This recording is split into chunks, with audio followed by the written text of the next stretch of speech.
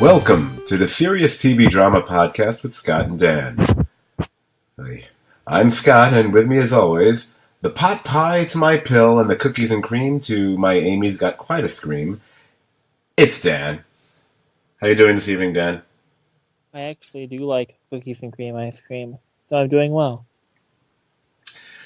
So, we actually had to take a week off from the Legion podcast. I think we said why in our previous podcast. I think we did. Didn't we? Did we? I don't remember. Because we actually, for the first time in roughly, what's it been, 4.5 years, something like that, we actually occupied the same space in the same state in the same place at the same time. Yeah. So that was a fun weekend, I would say. Yeah. You look like you're having a good time once you were willing to have a good time. I'm not sure what that means. Well, there was a lot of alcohol involved, so that tends to help, especially if I'm and I think other than the initial restaurant that we all met in, or most of us met in, beyond that, it was making my own drinks, and I do like a heavy pour in, especially, yeah. At one point, because we were hanging out with a bunch of people who, as many who listen to us know, they get together. And it started off being, these are all people who were all listeners of the Jay and Jack podcasts, just the way we were. And so we're hanging out, and one of the folks we're hanging out there that I was really happy to meet, and you had met before, last year, I believe, was Brian, who's also actually one of our more ardent listeners. And so it's late, I think. Can't remember if it was Friday or Saturday. I'm gonna say Saturday. Yeah, I think it was Saturday. And I was going back. We were downstairs, and he wanted me to. I was going up to get another drink, of course. And he said, "Oh, can you freshen up mine?" And so I freshened up his. Did a little mixing job with it, like mine. So I don't know if he reacted at that moment or he commented on it later. Because when I think I made a comment about the heavy pour, he's like, "Yeah, when I had my drink, it's like, oh, he makes them really strong." It was like, it's already bought and paid for, so make it as strong as you want, Although at one point, Saturday, late Saturday evening. So it's really late, and several of us are sitting on this patio deck-like area at this at Jay and Colleen's house, the people who we were hanging out with. And I don't know how many of us there are. There might be 10, 12 of us sitting out there, and I'm sitting there, and I don't know how much I've drank at that point. That's one thing. Like when you're in a bar, you tend to kind of keep track, especially if you're concerned either about if you're drinking too much or money or whatever. When you're just hanging out at a house for X number of hours, you kind of lose count, or you're not really keeping track, other than how low the liquid level is getting in a bottle, maybe.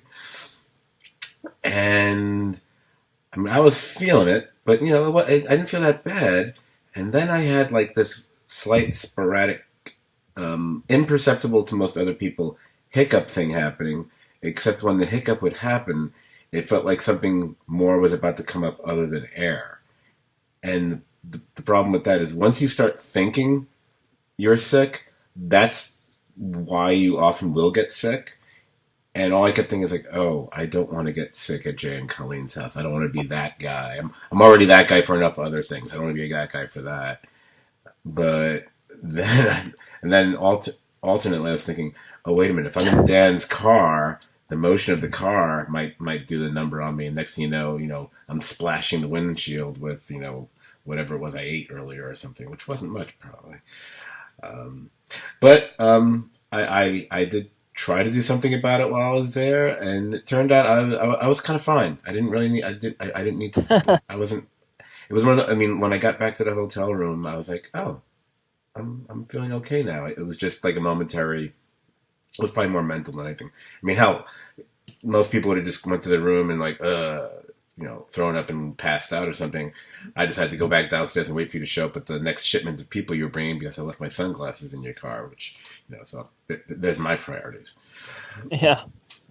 But, No, it worked out well that you thought you were sick, because I mean it was, you were in the first load of people I hauled back to the hotel, and I didn't get to bed till after 4, so it was probably good that we got the ball rolling, at some point then. oh yeah. I'm not a night owl like you. Yeah, me Those going. those are probably like the three nights I've been up the latest in the last, other than random Raleighs being up late in many years. Right. And for me, that was just your average Friday and Saturday nights, right when I was going to sleep, except in a strange bed with pillows that were way too soft for my liking. But but yeah, it was a fun time, especially. I mean, obviously for me, other than you, I hadn't met any of these people in person, and a few of them actually do listen to our podcast, either some or all of our podcasts, like Brian, of course. Got to meet David Gott for the first time. Our Dennis, who I think he's actually listened to a few of our podcasts too. That might be it. I don't know if anyone else does, but as well as people who And Matt. and Matt, yeah, well, Matt's actually appeared on our podcast. As have I guess technically Jay, Jack, and Colleen have all shown up on our podcast at one time. So yeah, but it was cool. I enjoyed it pretty much, and my main concern was about my cat, and he did exactly what I thought he was going to do, but my neighbor handled it fine. So my house smelled clean and fresh when I got home. I was very pleased about that, and yeah, it was a good time. And depending where my life is and how money is, I will see if it's possible for me to go again next year. We shall see, but I'd like to. Is what I'm saying. Yeah. And hopefully things will work out and you can come down again. Yeah. It's a lot of fun. It was fun. Okay. But this podcast is not supposed to be necessarily about, talking about our sojourn to Raleigh or whatever. We are here. We are actually going to be doing double duty for I like my alliteration, the mesmerizing mindfuck that we engage in every week. Because due to that meetup, we had to skip a week for Legion. So we're going to cover not one, but 2 episodes this week. So, with that said, we probably shouldn't waste any more time. And let's start off getting right down to chapter 13 of Legion. Well, we actually lucked out with chapter 13 and the one that we're going to speak afterwards, chapter 14, because these were 2 very different episodes that don't necessarily have a real major linear connection. So what's good about that is that we don't have the typical concern of confusing what happened between 2 installments, which can happen sometimes. So, yeah, not a problem this time. Yeah, and what's kind of nice is we're first going to be talking about chapter 13, and that's at least as far as Legion gets, typically, that's a bit more of a plot-driven episode, whereas chapter 14, chapter 14, is probably going to be a little low on the recapping and just talking about the different Davids, shall we say. But again, we're supposed to be talking about chapter 13 now, which could easily be subtitled the episode "How Lenny Came Back." And so there will be certain amount of recapping here, because anyone listening, now it's been a couple weeks since you watched the episode, so maybe you need your memories refreshed as well. So I'll help you out as much as I can here, within reason. One of the funniest things about the episode is the way it starts off. It starts off with a very atypical, it's like your previously on Legion type of intro, which is something they don't normally do, as far as I can recall, for Legion. But it was nice for them to remind us of what's happened so far to get our bearings. And probably could have used something like that for the beginning of chapter 14 too, quite frankly. But that opening voiceover, which I'm pretty sure it was John Hamm yet again. They're just going to keep using him for everything now. He says, apparently on Legion. Huh, yeah, that was awesome. And I love that. But it's also, as we've talked about many times before, it's a reminder that we can't necessarily trust anything and everything that we see on this show. You know, much like last season, when so much of what we saw was told from David's rather, I don't know, unhinged and skewed point of view, oftentimes within his own memories. I feel like the show is always playing on the idea of an unreliable narrator. You can never be too sure what's real, what's true, and then so on. Now, with this episode, another nice thing for us to be talking about it, even though it's more plot driven, it really is just watching two story threads unspool. And it really isn't until much later in the episode that one realizes that one is past and one is present. And speaking of questions of past and present, we should probably going to start first with talking about what I would call the main thread, which was the thread of Lenny now at Division 3 and what happens there. Because it's done, very simply. It's actually broken down into essentially three conversations. One could say interrogations to a certain extent, but I'll just call them conversations. Even though the first one is with the master interrogator himself, Clark. He doesn't really have to do. He's the kind of guy who doesn't really have to do much to put Lenny on or the viewer on edge. I think the nature of that room, which seems to defy the laws of physics. I mean, it's like where up is down, literally. Although you can say that figuratively about the show more often than not, I'd say. Yeah, the room was definitely like and deliberately a mind fuck the whoever the prisoner is, or the prisoner of the week is room because everything was just so backwards there. It was, and yeah, really nice set design too, and really thoughtful for a way of. I suppose at some point like the CIA did something like this, and maybe that inspired them. I don't know. So fuck the CIA sometimes. But yeah, you've got a combination of the design of the room and also the way they use the camera is equally disorienting. So it's like, wait, are they actually defying the laws of gravity here or not? I'm not even sure. Or is it just supposed to have that effect on whoever is in there? Again, if there's one can just do a podcast just basically about the visuals of Legion. Although, since a podcast is generally an audio, format, spending the entire time talking about visuals might be a little bizarre. So back to that scene, as Clark kind of tends to be in general, because we see him this way with David all the time, he doesn't really seem to believe Lenny. Certainly doesn't believe that she's really any sort of a victim. I think at a certain point he even suspects that she could still be the Shadow King. Or at the very least, maybe she's like a puppet for his bidding or something. Lenny is in what I would call recovering junkie mode. She's fidgety and she's telling tales of her horrific childhood, which really seem to hold little to no interest for Clark.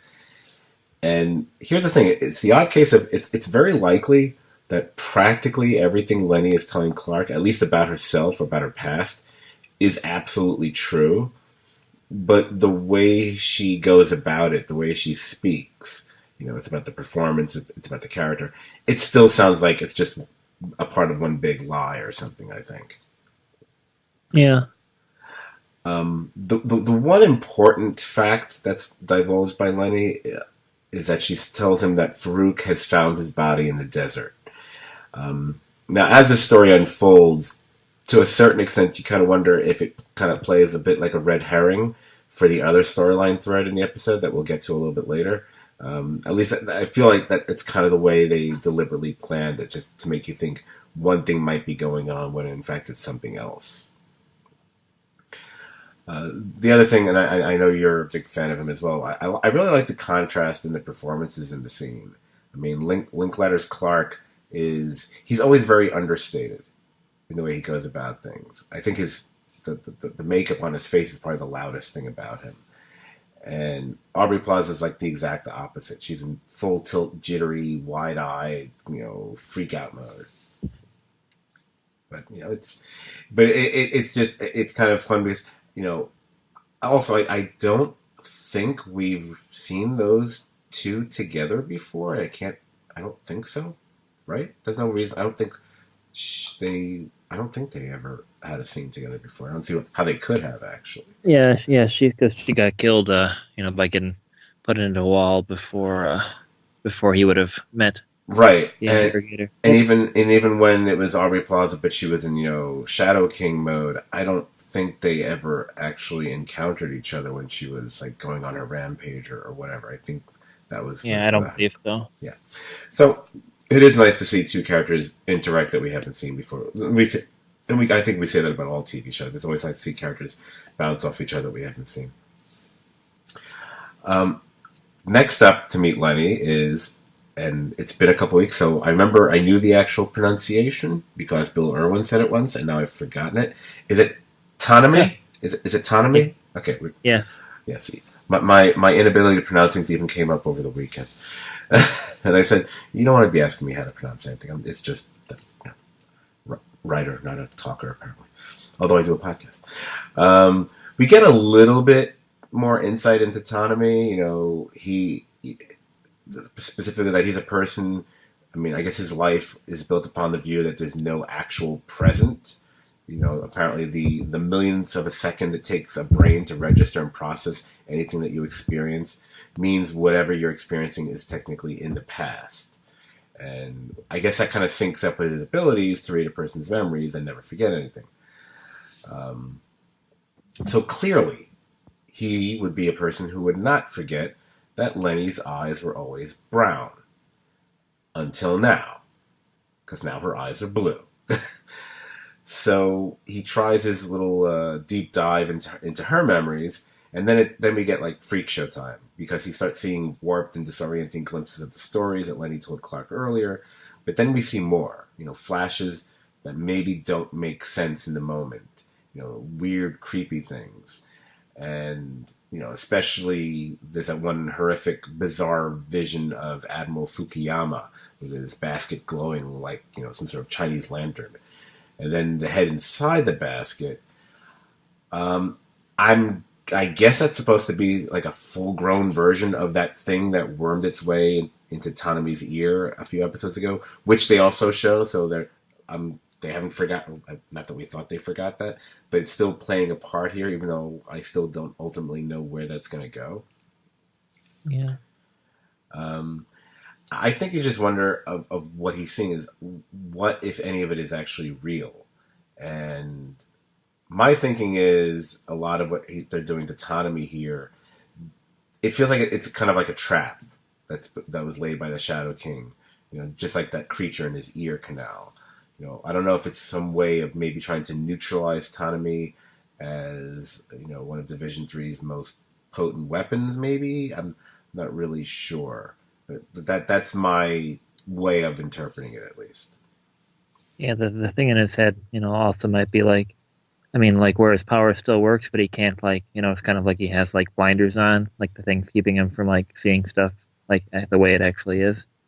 That could be it, or at least causing so-called interference if he's ever trying to read something that the Shadow King doesn't want. Like the Shadow King wouldn't want him to be able to right. go through Lenny's mind or whatever this version of Lenny is.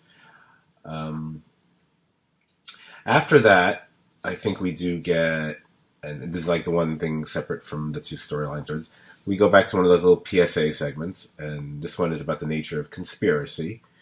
And it's basically John Hamm telling us is how, the human mind will sooner perceive coincidence as conspiracy. That's basically what it comes down to. What we see, we're sooner to believe conspiracy than merely coincidence, I guess. Not really much more to it as far as I was concerned. I enjoy those little segments. Obviously half of it's because I just like hearing John Hamm's voice again. I would say on the show this season, as crazy or wacky as it can get, probably those segments to a certain extent are probably the most the show gets to being quote unquote self-indulgent, but it doesn't bother me because I'm enjoying it. It's just I've accepted it as part of the fabric of the show now for this season. Yeah, it's an interesting device for them to use, but I like the way it works, and it gives us something to think about too, like as the why those particular scenes are in each episode, like what it means, and how just something extra to think about, and I kind of like that. Not that we don't have plenty to think about. Right. Well, it's interesting because on one hand, I kind of view them on the surface, at the very least, that this is kind of it's almost like a writing 101 thing. This is what the theme of this episode is supposed to be. When whether it's I can't remember what the previous ones were because it's been a few weeks, but either it be madness or this or that, whatever it is. But it's interesting when you watch them, and not just that episode, but future episodes, and you start seeing how things that were discussed in those PSA segments kind of relate to the story and even hint at certain things, or they actually use the characters that it really specifically connects. So, I mean, again, I'm enjoying it. So, hopefully, other folks are too.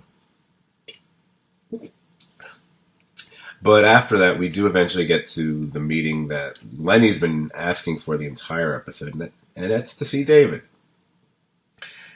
Now, just like the previous two men, David also doesn't trust Lenny. And I would say he's had a problem trusting anything about her from the get-go. Because, he's constantly, since she was in that wall, so to speak, what is or isn't real as far as, Lenny is concerned. Now, here's where I got to address something. And I'm not Mr. Pat myself on the back, and I'm assuming most, or at least the majority of viewers were on the same page as I was during this. He much like the previous people, if I'm recalling, and if I'm wrong, I apologize. It's been a few days since I watched the episode. He keeps asking whose body it is. I pretty much guessed it was going to be David's sister, Amy, pretty much from the very first moment anyone even raised the question of whose body was it. What was Lenny in now?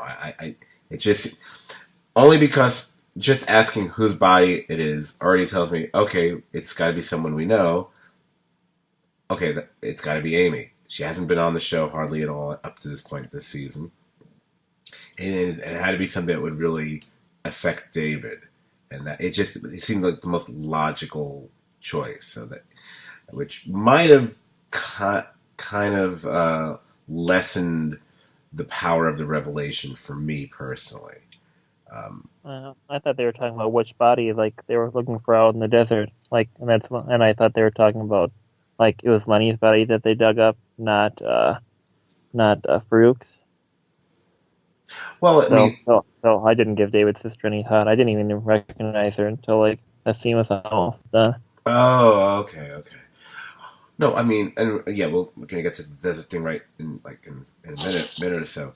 I mean, yeah, as I'm watching the episode, that other storyline, my assumption was until we actually see her, I thought that they were going for Farouk's body because they told us, Farouk's body's in the desert. Here they are in the desert. They're digging something up. There's a body.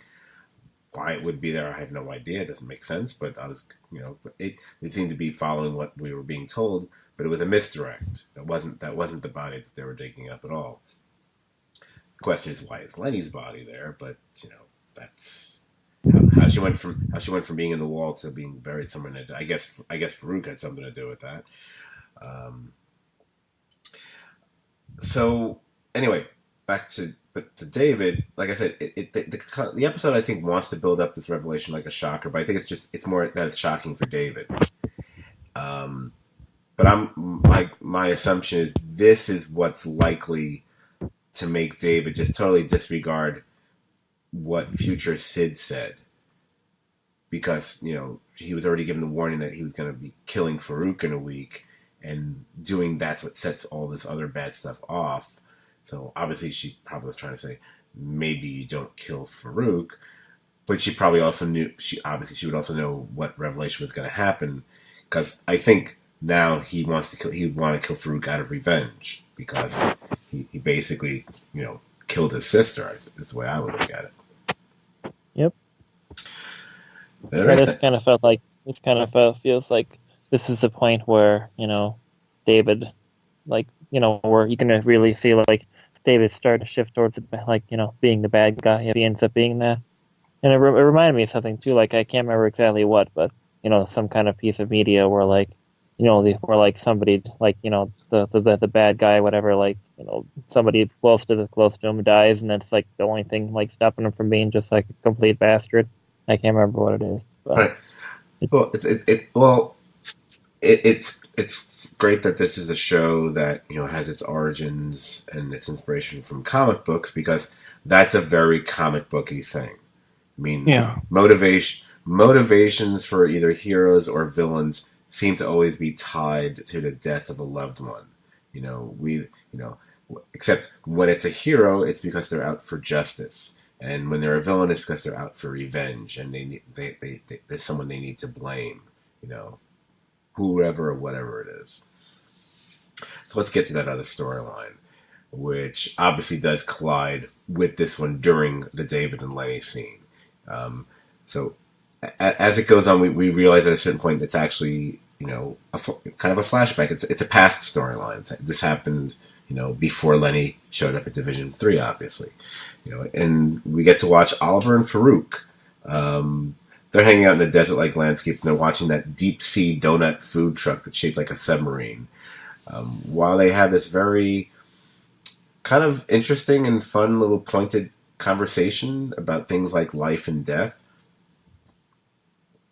I kind of liked it because we got to see Oliver being Oliver, as opposed to Oliver being, just manipulated or the stand-in for Farouk or something. So I really love that character. And is it Jermaine Clement? Is that the actor's name? yeah. He's easily one of my favorite performers on this series. He's just every time he's on screen, I light up because he's just so much fun. But the big thing here is that he basically promises that he's going to kill Farouk, which Farouk can barely even take seriously, because he's like a god and Oliver is not. Even though Oliver does have his own abilities, which I kind of forget that he has abilities himself. But he leaves a clue. He tells him, he says something cryptic to him, that 1 and 1 does not equal 2.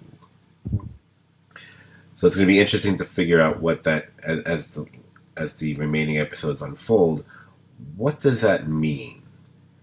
Yeah, if this is an HBO series, they just would be foreshadowing some kind of like network mandated 3-way or something. But since it's on FX, who knows? Although they are cursing on this show. Yes. Actually, that's the thing on FX now for the last couple of years. They've been allowing shows to the occasional fuck here and there. I mean, it was this show, the O.J. Simpson thing, the show I watched with Tom Hardy. What was it called? Taboo. Taboo, right? They certainly cursed quite a few times on that one. So it's nothing new. So. So anyway, Oliver and Farouk, they pursue the donut submarine, and then that's when we eventually find out that actually, I don't remember because I didn't write this down. I don't remember at what point. Maybe it was in between that they dig up the unknown body, or I think we see a little bit of something, and we see that device that I guess they took from Division 3. Why Division 3 has a device like that, I'm not sure. It's probably, I'm guessing it's just yet another. Did they mention in a previous episode that was like something that Bill Irwin's character, the Loudermilk, had invented or something? Because it seemed like his kind of crazy technology. Yeah, I don't think so. Maybe that'd be something we saw last season for some reason, but I just can't remember. So yeah, me neither. So apologies to people who want like really great razor sharp details. We're not always great for that sometimes. Yeah. So yeah, they do that, but they eventually, I guess we see it's Amy's husband, which it's a different actor now, so that's why I wouldn't have even recognized him to begin with. But apparently, it looks like Amy's been set up in some sort of almost like a witness protection program kind of a situation, except with guards and everything. Um, why they thought she'd be safer, like in this weird middle of nowhere place and not in Division 3. Then again, Division 3 keeps getting invaded, so maybe they're right about that. Because it doesn't look like anyone's ever safe at Division 3. I'm guessing. Huh. Um, but before the really bad stuff goes down, um, Amy makes mention of these dreams that she's having that obviously involve, from the way she describes the dreams, they're obviously involving Admiral Fukuyama and his Vermilions. Or that, like, I think she was even imagining herself as one of them, like with a mustache and everything. That's very intriguing that she would have those kind of visions or dreams. So it really makes me think there's a lot more to them, and they're going to play a much bigger part over the course of the rest of the season. That they're not just simply there for weirdness sake. I mean, I knew they weren't there just to be wacky, but the fact that Amy's having dreams about them makes me think they're a much bigger deal, or maybe Fukuyama is a much more. We don't know really anything about him, but I'm getting the impression he may be a lot more powerful than we might have been led to believe, or if that makes any sense.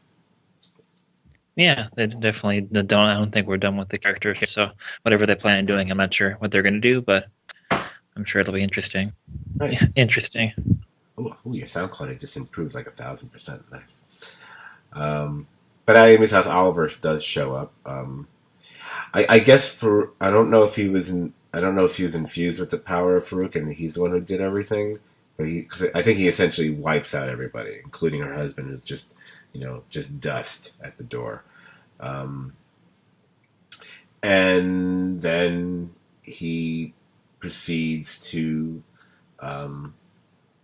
go to town on Amy. He gets that device that he used to extract, I'm guessing, like the essence of Lenny's body or something, and basically transforms Amy's body into Lenny.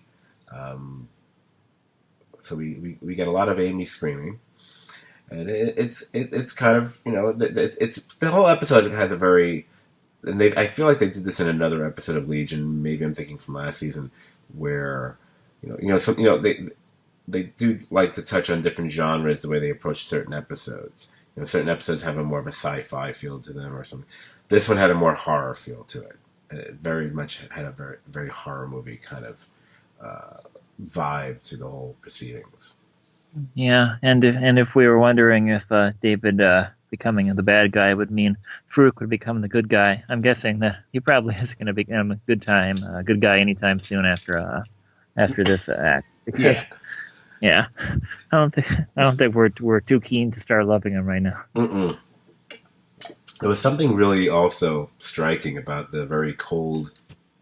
It's a very cold, detached way that Oliver has during this whole scene, and again, it's one of those things like, is that just purely Oliver at this point, or is he in any way a vessel for Farouk, or is this just the way Oliver has become?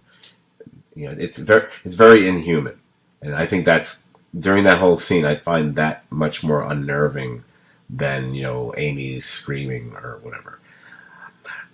Another question. Now, what he does, because basically, in order for Lenny to take over the body, so basically here they're killing Amy. But is Amy just purely dead, or does Amy become like another? What do you call it? Like another person for the soul drawer for Farouk? Are we going to see her up there with Farouk the way Oliver and Lenny were?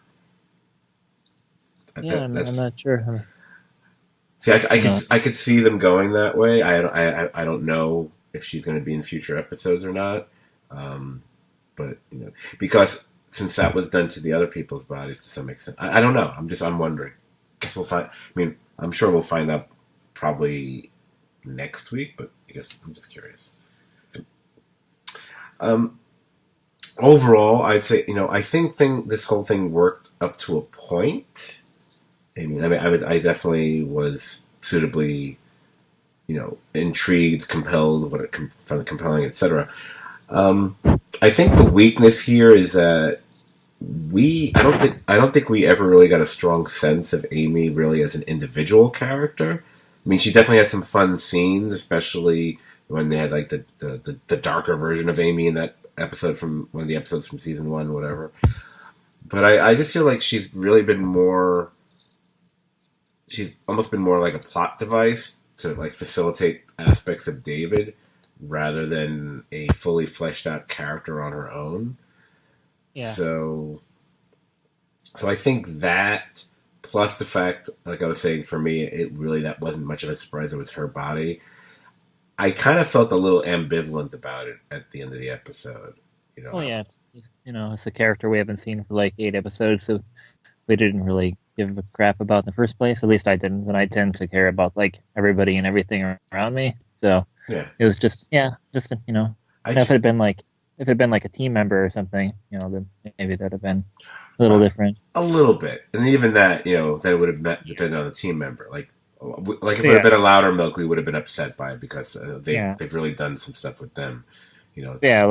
Whatever happened to that guy, the team member last season, the one that could had I don't know psychokinetic powers or something. Like whatever happened to him, we weren't too stressed out about it. Yeah, because we Just hardly the we never character we never spent he any wasn't time flawed. with it, right? Yeah. Um, yeah. So that's really all I have about chapter 13. I kind of want to talk more about chapter 14 anyway because I feel that's a bit more of Huh. a fascinating episode. So, Oh, what did you think the point was? Like all those guys digging, the guys that were buying the donuts, like why they're just in a hole in the middle of the desert? oh, you know what? I didn't give it any thought. I Yeah, honestly didn't give it any. I didn't know if that was just a site, some sort of weird, odd, not really a construction site, whatever the heck they were doing, and he's just the guy who's there, the food truck, for lunch for them. Although that's not much of an assignment for a food truck. It's like, oh, you'll go and like 8 guys will buy your huh. stuff, and if it's donuts, it's like, how much money are you making there? Yeah. Well, yeah, because I mean, yeah, just trying to figure out what was going on there, and or if those like miners, whatever, were like some kind of metaphor for something. I mean, like the food the donut truck was like Dead Sea something, and like the license plate on it wasn't a U.S. License plate. It was like I'm not sure if it was supposed to be Egypt or something, but it definitely had like a weird like European style Well, it was long well, license plate on it. it was the actual, you're talking about the submarine truck? Yeah, Yeah, it was deep sea donuts. I think it was Dead Sea, but maybe it was. No, I think it's because it's a submarines. That's why it was deep sea. I'm pretty sure it was deep sea. I say it's deep sea. We'll put up a poll later. No. All right. So let's move on to chapter 14 of Legion. Now, chapter 14, I'm going to say it's about as standalone as it ever gets for an episode of Legion. Basically, it explores multiple alternate realities, each one seeming to be a what if for David Haller. Although I think at a certain point early on, I think we do realize that one of these Davids that we're following is the actual David that we've been watching for the last year and a half, or season and a half. Well, I guess year and a half, whatever.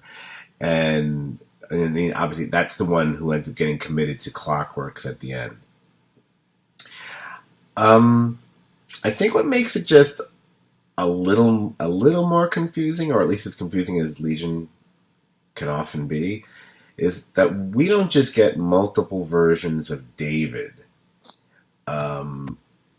We're also getting multiple versions of those versions in the same episode.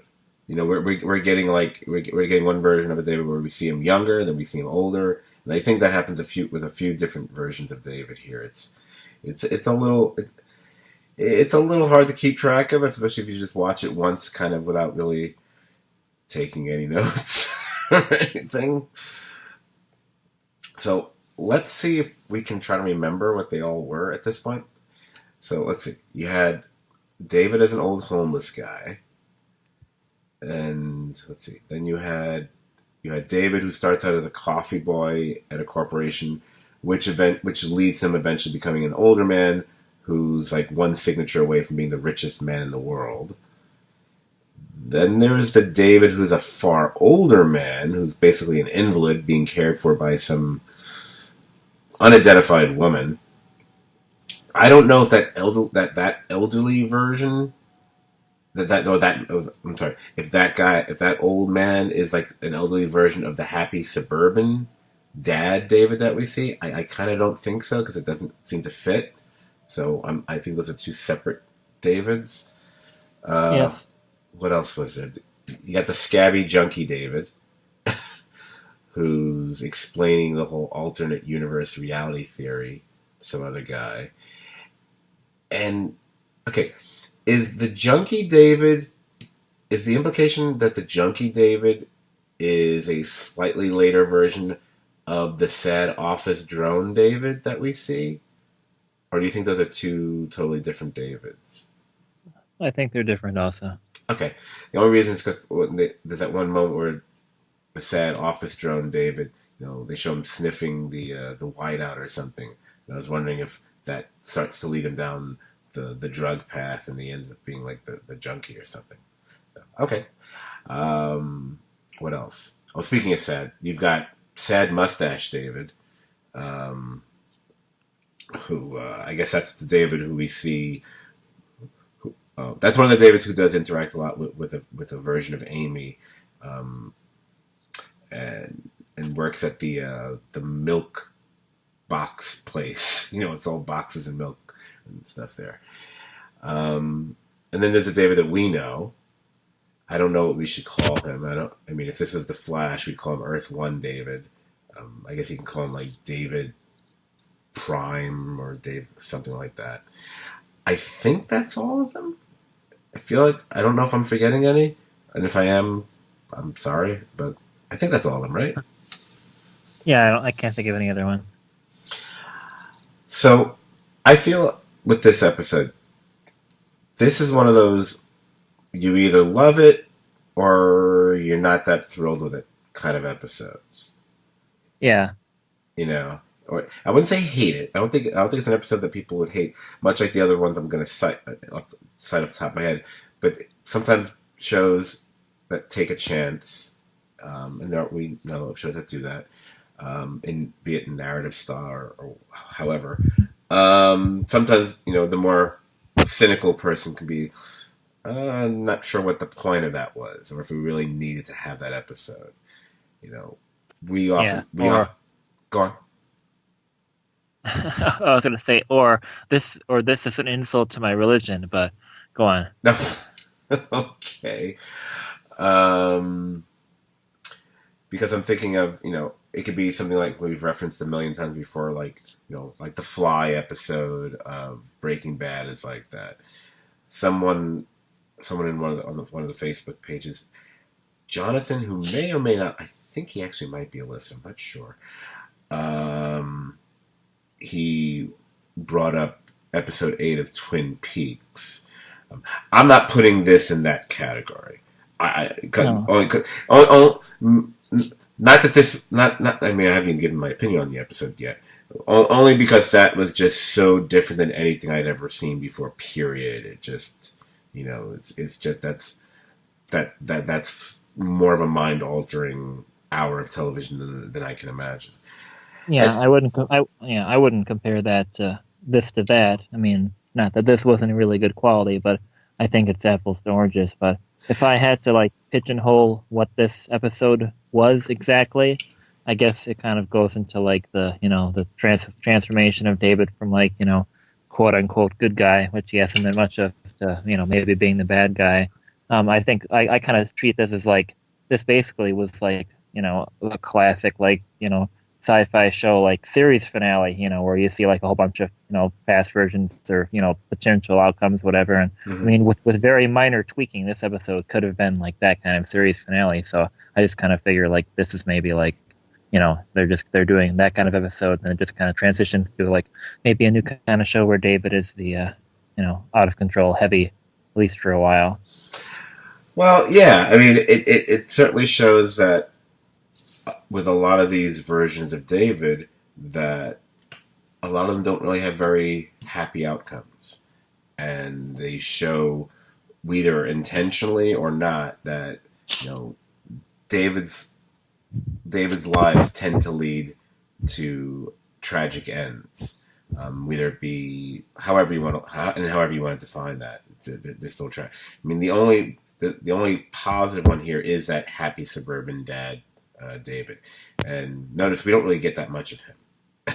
We don't focus that as much on that as we do the other ones. Um, so the easiest way to talk about is just talking about the quote unquote the different Davids. So let's knock off the old homeless guy first. Um, and of course they went someplace here. Um, People have been referencing, talking about how the show has had nods or references to Kubrick a million times over the course of the last season and a half.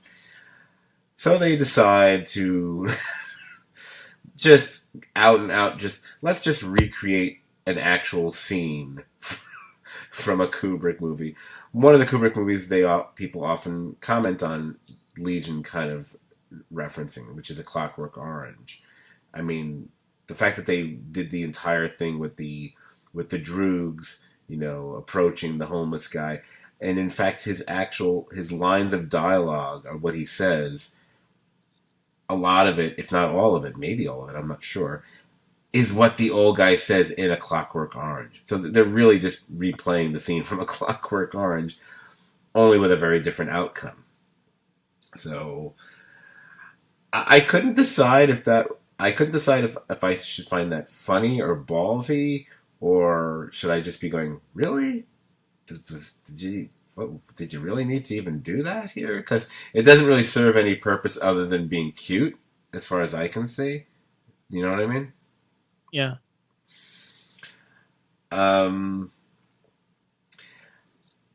So that's the one where, and obviously, because let's see, we see him as a homeless guy. We see him being approached by the thing that happens with the Droogs. Then we see him on a park bench, and that's when we see like all the military forces approaching him. So everyone knows who or what he is at this point. And I guess it's, and then eventually leads to Carrie Loudermilk basically slicing him right down the middle in half. So Yeah.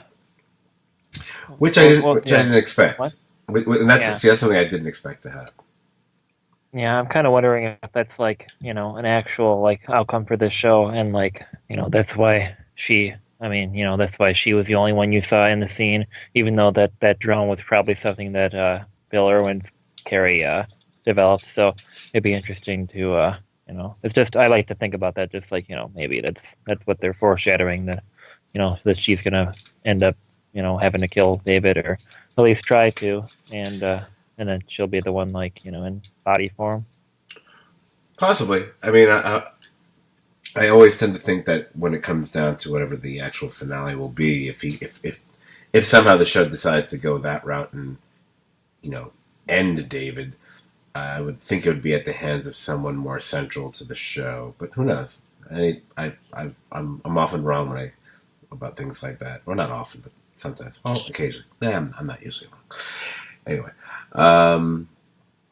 So as far as Old Man storyline, or Old Man David, I thought it was okay. It was nice seeing Carrie Loudermilk in there. I wasn't really super into that storyline other than that, and I don't mind all the old age makeup that they had to do for all the different versions of David. I didn't find it that distracting. I found it appropriately bizarre looking all the time, regardless of which version of David it was. So that didn't bother me at all. Yeah. Let's switch over to one of the more interesting Davids, the one who started out as the coffee boy and eventually is the the basically one of the most possibly the most powerful person in the world. And I think that I mean that's the one where we really see, wow, this is if David does go to the dark side, kind of David. That one I found really fascinating. I thought that's the one that I thought there was a lot there, and they really gave us a lot of interesting moments there. Did you did you get a kick out of that one? Was there anything that really stuck out about it for you with that one? No, no, not really. There wasn't quite as much in there, but I did think it was interesting and well done. Again, I think there's little moments, there's little bits of conversation or dialogue that I think have might have future meaning for the character there. I did love the idea of them keeping the woman who was the boss around as his assistant because he likes the fact that she resents him because and even though he can always read her mind, or whatever.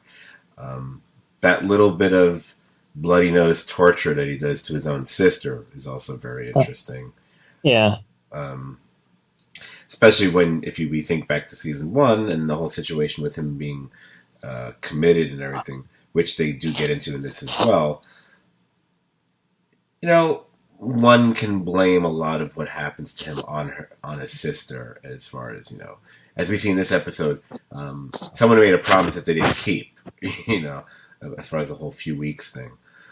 Um, there's also a moment during the older rich David version that he we see him briefly with Farouk, and I'm really was trying to figure out what that meant and what was the meaning of that interaction, because the two of them are like sitting across from one another, and there's all these women dancing around in the background. I was just trying to figure out what was going on with that because it's very quick and they don't really spend much time with it. It's almost just like a thing just to go wait what kind of. So I don't know if they're basically I don't know if they're friends, if they're adversaries, if they're just contemporaries of one another. I don't know what that was about, but I felt it meant something. And I know this is that's one of those things you can say about Legion all the live long. Like, I feel that means something, but I'm not sure what it means. Um, but that's one of the things I think if I do choose to rewatch it, and I might try to pay a bit more attention to see if there's something I should be gleaning from that I'm just not getting right now. Or maybe I'll go back. I'll go online. I'll read a bunch of articles about it because I haven't gotten a chance to. So on this one, yeah, it could be like like this version of David, like Farouk is in the driver's seat too, and like was never removed from him.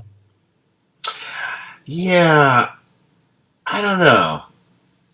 He Because he could imagine Farouk more so than David, like caring about wealth and luxury and stuff like that. So, right. even though he doesn't seem to be too into it, See, I want. David. See, I wonder. I see. I kind of. It's interesting because I kind of felt that this is a version of David that didn't have the Farouk influence, but it should, for some reason, I thought it was the other way around.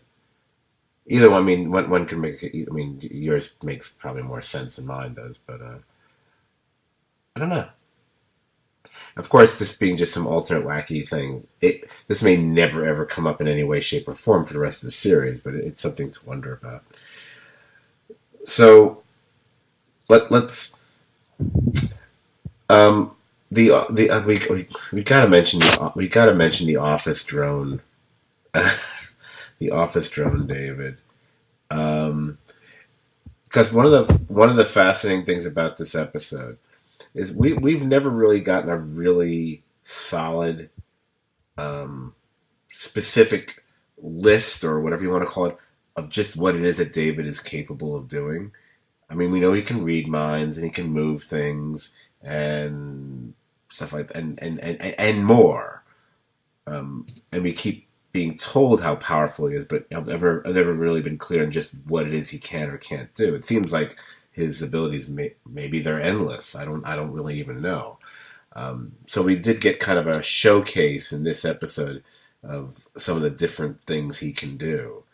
Um, I did not ever expect to see that David would basically be able to control a mouse to lip sync to a Brian Ferry song. So that was that was one of the more interesting, unique moments on Legion. I would say the singing mouse. I almost decided to use that in our introduction for the podcast, but then I changed my mind.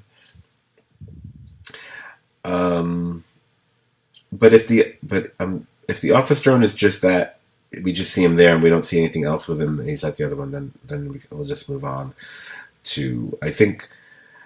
I mean, Scabby Junkie seems like he's just there just to explain to those who don't who aren't into alternate reality stuff, the theory with French fries and how they branch out and how they change it. Which, I mean, it feels like I've had those scenes before in other sci-fi shows where someone has to explain it. But I like that they have just this irrational junkie doing it, so it's a little bit different, but it and they also kind of pepper these things and all these characters, these versions of David. There seems to be little elements in their stories that link to the real David, or link to memories of the real David, or the David we know. Like even that shopping cart. We remember that shopping cart from past memories of David with Lenny and stuff like that, for example. So, but probably other than real David, the saddest one and probably and also the most memorable one, I would say, is Mustache David, or sad. I call him Sad Mustache David, because he's got a sad mustache. He's that whole scene that happens out on the street with the police. Yeah. Huh. That when he makes that one cop kind of essentially just fold in on himself and implode, that was, I mean, I went back and replayed that a couple times. I mean, that's one of the that's definitely that one. That's definitely, that might be one of the freakiest deaths I've seen on this show, and if not just freakiest moments, period. Yeah, that was something I would not have wanted to watch like at 4 a.m. and then go to sleep right after. So I think that image would be in my head playing, over and over as I try to sleep. So that David dies because he gets shot. Because we see her later at his grave, after he basically wipes out the entire police force essentially. So obviously a tragic end there, and then we have like real David, who we basically see, and we see the whole story peppered throughout, little flashes of things that we'd seen from season 1, like him as a kid and him not wanting to take his pills and all that stuff. But it just gets really sad when she basically brings him to Clockworks, and and she promises that he'll only be there for a few weeks, and we know full well that's not true. Which then makes me go, there. That's what happens. Now you're dead. But and that was pretty. And then they kind of did a little quickie fast forward just to see how that leads to where we are now in the story of Legion. Get all those flashes of things that happened in season 1 and a little bit of season 2. I like how what the time they spent on season 2 was just like, ding ding, here we are. They didn't really. Almost makes you think, really? Did not that much happen? I when I first watched, right after I watched it, I was in like wow mode. I've cooled down a little bit on the episode, but I still really like it. What were your feelings on it overall? Yeah, I thought it was great. I think it holds up, and I don't think it was unnecessary. Exactly. I thought it was just really interesting. Plenty of stuff for us to think about. Maybe some foreshadowing for various things that might happen in the future, as well as like a little bit look into the past too. Yeah, I do suspect that they've peppered the episode with little things that may be like foreshadowing of things of with David. And I mean, let's be honest. I mean, they gave. I mean, that's an actor's dream. That episode. I mean, Dan Stevens got to do everything in that episode. It was, Yeah. yeah. I've said it before, so I repeat myself again. He's come a long way since Downton Abbey. Yeah. Because this, wow. I mean, again, look, he's not going to get nominated. Not in our lifetime. But if he was submitting an episode for the Emmys, to qualify, right now, this is the one I'd be submitting. Well, he played a well liked character on a very popular show, and then wanted to leave the show so he could do some other stuff and presumably not get typecast. Well, I think he was very successful in doing that. So it's always good to see when somebody just makes a hard decision and decides to go do something, a variety of other things different, because he does other things too. Yeah, Legion. yeah. I know he's been in a few movies that he's done. He's been. I think he's like a not a serial killer, but he's some sort of like contract killer in some movie, which I've heard is actually pretty good, but I can't recall what the movie is right off the top of my head now. Yeah. So it's nice to see somebody like he isn't just a good actor who isn't skating by on his looks. He wants to do interesting things, and I respect him for that. Yeah. And yeah, this I definitely will watch this one again. So I'm pretty sure when we do our next Legion podcast, I gotta have more thoughts about it, because I'm already, like, right now I'm thinking of things I didn't even mention. Like, hey, they even mentioned the moment where he sees Sid like in the back of a car. So I love the whole, because then you get into it being like the alternate universe idea, and in this universe, Sid is this or this. I'm trying to think. Is there anyone else that we see? I don't think we see. Do we see any other members of Division 3 or any of those people? I don't think so. It's just we got Carrie in the old man one. We got Sid there. I think that's it. I don't think we see anyone else. I don't think we see. No. Okay. Yeah. So I'm still enjoying this season. I haven't really made up my mind how I'm feeling about this season compared to the first one. Because I love the first one so much.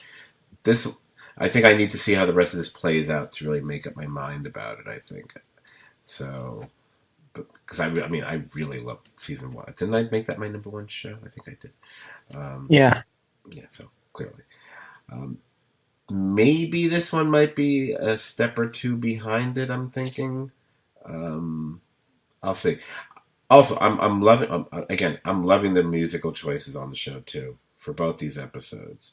Whether it be the actual music, using actual tracks, or those covers that Noah Hawley has been doing. I think this one ends with him doing a cover of R.E.M's "I Am Superman," which is really nice. And I think maybe in the previous episode, he actually does a cover of Tom Petty's "Don't Come Around Here No More," if I'm remembering correctly. And I'm really, really getting a kick out of this stuff. It's like I kind of want to I almost want to have them all on one album or something, if people still bought albums or something. I think this is the first episode of the season that was totally just written by Noah Hawley, by the way. That one, if I'm not mistaken. So that's something. All right. Is there anything else you want to say about the show before we tie things up here? I don't think so. You don't think so? All right. Yeah.